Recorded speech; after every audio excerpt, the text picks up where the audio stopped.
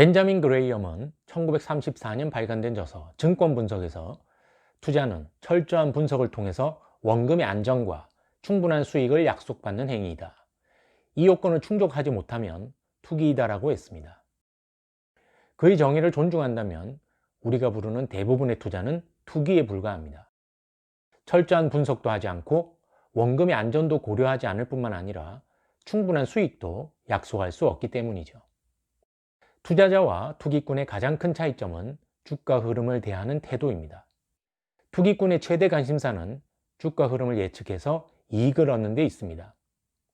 투자자의 최대 관심사는 적정 주식을 적정 가격에 매수해서 보유하는 것입니다. 가장 멍청한 투기 방법은 투자라고 착각하면서 하는 투기, 지식과 능력이 부족한데도 본격적으로 벌이는 투기, 감당하기 어려울 정도로 거액을 동원하는 투기입니다. 투기를 통해 실제로 돈 버는 사람은 많지 않습니다. 금전적인 운을 시험하고 싶다면 투자 원금의 일부만 떼내어 투기용 계좌를 별도로 만들고 계좌 내 자금으로만 투기에 도전하면 됩니다. 방어적 투자자는 원금을 안전하게 지키면서 골칫거리를 피하려는 사람입니다. 우량 채권과 우량주에 분산 투자하는 방법을 권유합니다. 가장 단순한 방법은 채권과 주식을 절반씩 보유하면서 균형이 무너지면 항상 50대 50으로 회복시키는 방법입니다. 투자자의 판단에 따라 채권이나 주식의 비중을 25% 내지 75% 사이에서 조정할 수도 있습니다. 방어적 투자자는 직접 주식 포트폴리오를 구성하는 대신 펀드에 가입할 수도 있는데요. 투자 금액이 클 경우에는 투자 자문사를 이용하는 방법도 있죠. 매월 또는 매분기 똑같은 금액으로 주식을 매수하는 정액 매수 적립식 기법을 이용할 수도 있습니다. 방어적 투자자가 포트폴리오에 편입할 주식을 선정하는 기준은 크게 4가지입니다.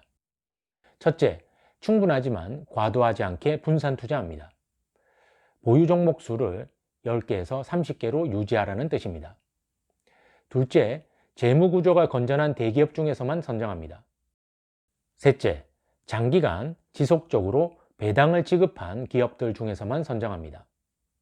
넷째, 과거 7년 평균 이익을 고려해서 매수 가격 상한선을 설정합니다.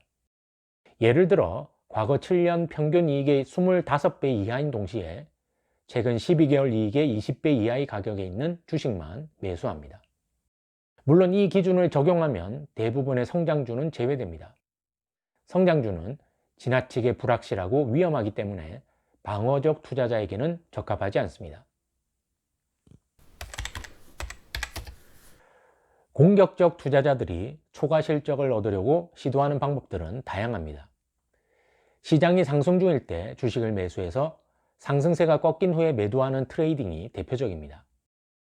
하지만 트레이딩은 이론적으로나 현실적으로나 철저한 분석을 통해 원금의 안정과 수익을 약속받는 행위인 투자와는 거리가 멉니다. 호재를 활용한 단기 종목 선정이나 탁월한 장기 실적을 기대하는 장기 종목 설정도 예측이 빗나갈 가능성, 다른 경쟁자들의 존재로 인해 현명한 투자는 아닙니다.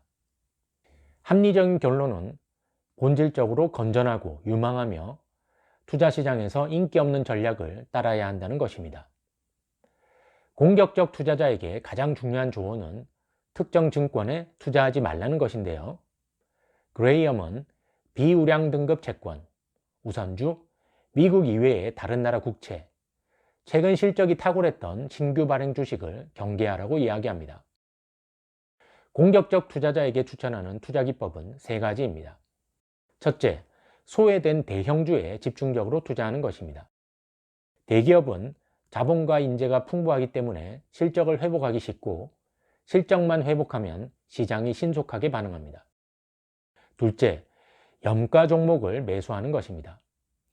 염가 종목이란 시장 가격보다 내재 가치가 훨씬 높은 종목을 말합니다. 가장 쉽게 찾아낼 수 있는 염가 종목은 모든 선순위 채무 차감 후 순운전 자본보다도 시가총액이 낮은 주식입니다. 셋째, 특수 상황이나 워크아웃을 이용하는 것입니다. 기업 인수, 차익 거래, 지주회사의 분할 등이 대표적인 예입니다.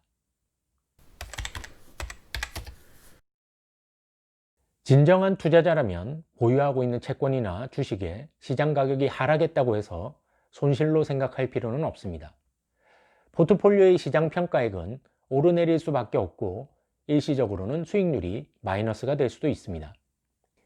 위험은 매각을 통해 손실이 확정되었거나 기업 경쟁력이 현저히 약해졌거나 내재 가치보다 훨씬 높은 가격을 지불했을 때만으로 한정하면 됩니다. 그레이엄은 건전한 투자의 비밀을 한마디로 요약해 안전 마진이라는 개념을 소개합니다.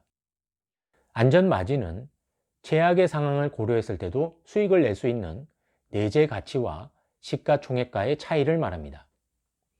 고정 비용을 초과하는 세전 이익이 있다면 추후 기업의 손실을 상당 기간 막아주는 방패 역할을 하게 되는데 이를 안전 마진이라고 할 수 있죠.